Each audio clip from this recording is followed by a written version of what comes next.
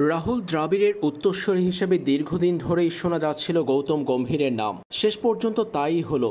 ভারতের নতুন কোচ হিসেবে ঘোষিত হলো গৌতম গম্ভীরের নামটি। ভারতীয় ক্রিকেট বোর্ড বিসিসিআই নতুন কোচ হিসাবে দেশটির সাবেক এই ওপেনার ব্যাটসম্যানকে নিয়োগ দিয়েছে।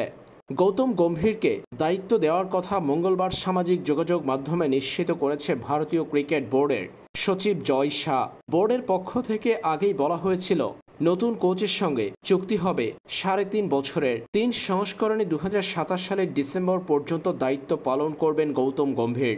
এদিকে গৌতম গম্ভীরের ভারত জাতীয় দলের কোচ হয়ে আসার পর কপালে হাত রোহিত শর্মা ও বিরাট কোহলির। গৌতম গম্ভীর যে ৫টি শর্ত দিয়েছিল কোচ হওয়ার জন্য, সেখানে আছে সিনিয়র ক্রিকেটারদের জায়গায় নতুনদের আনা হবে আগামী ২ বছরের মধ্যে, অর্থাৎ আগামী ২ বছর সিনিয়র ক্রিকেটারদের সময় রয়েছে হাতে।